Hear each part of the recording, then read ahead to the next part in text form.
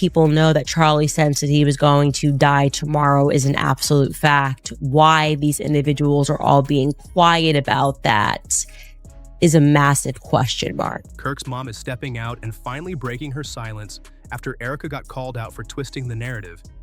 And this just took a sharp turn. Now there's a whole different version of what went down on Charlie's last night. And this one comes stacked with receipts people say are impossible to ignore. What started as quiet whispers in the background has exploded into loud contradictions that nobody can just brush aside anymore. The timeline Erika first laid out is getting dissected piece by piece, and critics are not playing nice about it. I knew that there were people out there that hated us with deep passion of hate, but it didn't scare us. He was never afraid of that. Neither was I. Obviously, we protect our children. You know, we don't show their faces on the internet. She already caught heat for repeating again and again that Charlie was scared for his life. Now people are saying she's switching lanes, trying to rebrand herself as the fearless protector in the room, and that's where everything starts to look messy real fast. New details just surfaced about a private dinner Erika reportedly arranged on Charlie's final night, and this is where eyebrows shoot up. During that dinner, there was allegedly a Zoom call with a rabbi in Israel who pushed Charlie to reconsider certain public positions he had taken. That's not a small detail, and it's got people talking heavy. If that's true, it opens up serious questions about what was really happening behind closed doors that night. If that was our last day, it was our last day. Like, we always lived as if it was the last day. That's why Charlie's speeches were so good. But again, it wasn't anything that, you would think any different. Was it just a quiet dinner, or was it something deeper? That single detail has folks side-eyeing the entire situation and asking questions that aren't going away. The optics feel strange, and the timing feels even stranger. Now people are wondering if that night was mapped out more like a strategy session than a heartfelt goodbye. And that thought hits hard. Attention is shifting fast to the new receipts that just dropped, and even more importantly, to how Charlie's mom reacted when she heard what was allegedly being said behind the scenes. Her response was not soft, and it definitely wasn't ignored. Erika and Charlie Kirk heard about these curses, and that news genuinely rattled Erika in particular. She knew Christian teaching on the subject. She loved Charlie, absolutely. And she was scared when she heard of the curses Jezebel had called up. It's been 5 months since the assassination of Charlie Kirk, and the media spotlight hasn't faded one bit. If anything, it's locked in tighter than ever. Erika has been everywhere. Back-to-back interviews, formal appearances, polished photo ops with cameras flashing non-stop. She hasn't stepped away from the public eye since his passing, not even briefly. Every headline seems to circle back to her voice, her emotions, her version of events. And people are starting to notice that pattern in a serious way. So much so that she and Charlie contacted a friend, who I believe she said was a Catholic priest, but definitely a friend, and asked him to come over and pray with them over Charlie the night before he was murdered. She eventually worked it through, and so did Charlie. That, as she later told me, weapons will form but not prosper. But here's the question that keeps popping up across social feeds and private conversations. Where are Charlie's parents in all this? They've barely appeared in coverage, and Erika hasn't publicly mentioned them much either. Instead, she highlighted that her own mother played a strong maternal role in Charlie's life. That comment alone sparked chatter because some felt like the focus shifted away from his actual parents. And it didn't sit right with everyone watching. Huge Jewish donor, $2 million a year because we won't cancel Tucker. I'm thinking of inviting Candace. Somebody writes, Charlie writes, Jewish donors play into all of the stereotypes. I cannot and will not be bullied like this, leaving me no choice but to leave the pro-Israel. Now, according to an insider close to Charlie's mother, Catherine Kirk, his parents are grieving the way many families do, privately and quietly. They're staying low, away from cameras, away from noise, away from the chaos that's been swirling around this story. That part makes sense, but here's where it gets uncomfortable. Sources claim what's truly weighing on Catherine isn't just the non-stop media run. It's the way Erika's account of Charlie's final days keeps evolving. And we're not talking about tiny memory slips. These are major shifts, big details that don't line up the same way anymore. Behind the scenes, that's what's hitting the hardest. First and foremost, I just want to say he's so full of crap. The idea that Charlie had just gotten back from Korea and was like, oh, please help me, Josh Hammer. You're a complete idiot. Please help me learn how to speak to college students. Josh Hammer and a rabbi who lives in Israel. Like there was nobody else available. You know what time it must have been in Israel for him to organize this call? Why is he doing it? Reportedly, Charlie's mom believes her son was deeply shaken toward the end. Not just stressed, not just busy, not just overloaded with work. She believes something heavier was sitting on him. Something serious that can't be brushed off as normal pressure. And that difference in perspective is where the tension really starts to build. She believes he wasn't just stressed out. She feels he was, genuinely unsettled in a serious way. And here's the part that has people whispering behind closed doors. An insider claims Charlie had allegedly started questioning Erika herself. With this rabbi, was it Wojcicki, whatever his last name is, you're not going to just call like Dennis Prager, who you're apparently writing a Shabbat Shalom book with. It seems a little suspect. So you're actually clarifying for us something that's amazing. This is a stunning admission, okay? Because we know that when Charlie got off of this phone call, he texts that evening a text message to Dan Flood and Andrew Colbert. That's not some small rumor. That's heavy. And if that's even close to true, it flips how people look at those final days completely. On top of that, the same source says Catherine Kirk is considering sitting down for an interview with Candace Owens to finally speak her truth and clear the air, to explain how her son was really feeling before everything happened. Not polished, not filtered, just straight from a mother's heart. If that interview actually happens, it could shake the entire narrative in a major way. Because let's be real, people keep asking the same thing again and again.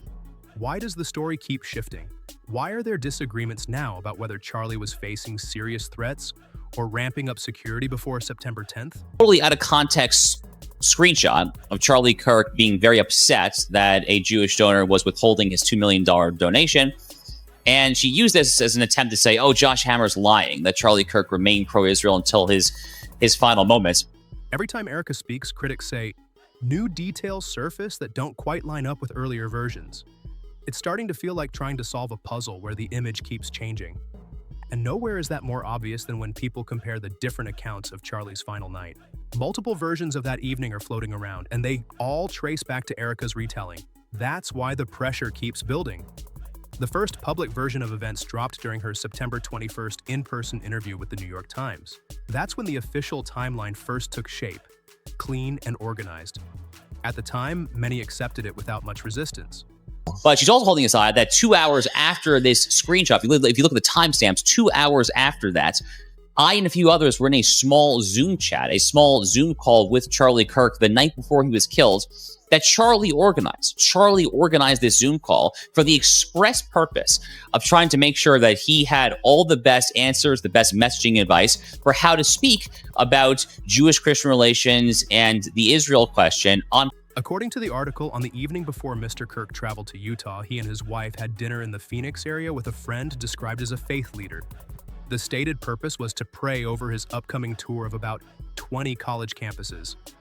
On paper, it sounded calm and spiritual. But then came the details that raised eyebrows. The report claimed that both Mrs. Kirk and the friend were concerned during dinner. It even stated that Mrs. Kirk urged her husband to start wearing a bulletproof vest. That detail hit hard because it painted a picture of rising fear and serious alarm. It suggested something felt off that night. The article also said that when Charlie hesitated about wearing extra protection, the friend suggested he speak behind bulletproof glass instead. That added another layer to the story, making it seem like everyone at the table believed there was a real and present danger surrounding the tour. That was the first version the public heard. Direct, structured, seemingly solid. But now that timelines are being reviewed and past statements are being stacked side by side, people are starting to question whether that original account fully aligns with everything that came afterward. And that's where scrutiny starts tightening up. Erika's original claim was that she and this faith leader, who Megan Kelly later identified as a Catholic priest, were deeply worried about Charlie's safety. She said they pushed him to take serious protective measures in case someone tried to harm him. That creates a very intense image. There was real danger hanging heavy in the air that night. Then fast forward to September 23rd, when Megyn Kelly added another twist. She shared that Erika was allegedly shaken by a Jezebel article that mentioned a so-called curse involving Charlie. And just like that, the story gained another layer and the questions got even louder. That's when a lot of people hit pause. Are we really supposed to believe an online article suddenly triggered panic? That explanation didn't land smoothly with everyone watching. According to Candace, Charlie dealt with controversial headlines all the time. Sharp opinion pieces were nothing new to him. He had been covered, criticized, and debated for years, and he never treated media commentary like an immediate physical threat. So critics started asking real questions. Why would this one article suddenly flip everything into high alert? Why would that be the breaking point? To some observers, the logic feels thin, and that's when the doubts started getting louder instead of fading out. Then, November 22nd rolled around, and Erika sat down for a live interview with Megyn Kelly. That's when the tone shifted again, and noticeably. This time, she said neither she nor Charlie were afraid at all. In this version, September 9th was described as a normal evening before a speaking event. No tension, no urgent push for extra security, no serious fear hanging in the room. That's a major change from the earlier account that described deep concern and conversations about protective gear. When people line those two versions up side by side, the contrast jumps out immediately. One story paints a picture of rising alarm and serious security talks. The other presents a calm, routine night with nothing unusual. That gap is exactly why critics keep pressing for clarity, because the narrative doesn't sound consistent anymore. So which version is it? Were they urgently discussing bulletproof vests and speaking behind protective glass? Or was it just another regular, uneventful evening before a scheduled appearance? That back and forth is why people keep zooming in on the timeline. The details don't fit together neatly, and that's what keeps raising eyebrows. Here's where critics say things get even bigger. In her earlier interview with the New York Times, Erika clearly stated that on September 9th, she was so concerned about Charlie's safety that she urged him to wear a bulletproof vest. That's not a throwaway comment. That's a serious claim involving personal security. You don't casually insert something like that into a story. And she didn't stop there. She also shared that he felt like something wasn't right before the UVU event. In her own words, she said his adrenal glands were just going off. She added, "He got up and I could hear him eating something in the kitchen." That quote creates a completely different mood. It suggests tension. It suggests nerves. It suggests something felt unsettled that night. And that image doesn't exactly line up with the later version describing a calm, ordinary evening. That contrast is what people can't ignore. One version suggests he was restless, tense, maybe even anxious. The other paints a smooth, relaxed night with no serious concerns. So which one are people supposed to believe? Was he shaken and unable to relax? Or was it just business as usual before a speaking event? Those two storylines don't blend together. And that's where critics say the narrative starts cracking again. Now, there are reports hinting that something else may have happened on September 9th that hasn't been fully explained. And according to Candace, it didn't just involve a Catholic priest. There was also mention of a rabbi based in Israel. That detail shifts the entire context in a major way. Candace claimed that on September 8th, Charlie allegedly sent a message saying he was stepping away from involvement in the Israel cause. That's not some small adjustment. That's a serious move, especially when you consider the political connections and donor relationships tied to Turning Point. If that timeline is accurate, then people are going to keep asking what conversations were really happening behind closed doors, and why certain details only seem to surface later. And that's exactly why the scrutiny isn't slowing down anytime soon. When you line up every version side by side, the timeline doesn't feel clean. It feels like a maze with sharp turns and missing signs everywhere. And just when people think they've mapped it out, the story takes another serious twist. Candace revealed that the reported Zoom call included a rabbi who doesn't even live in the United States. That detail alone shifts the energy. According to what she shared, the conversation wasn't calm or casual. It allegedly became heated.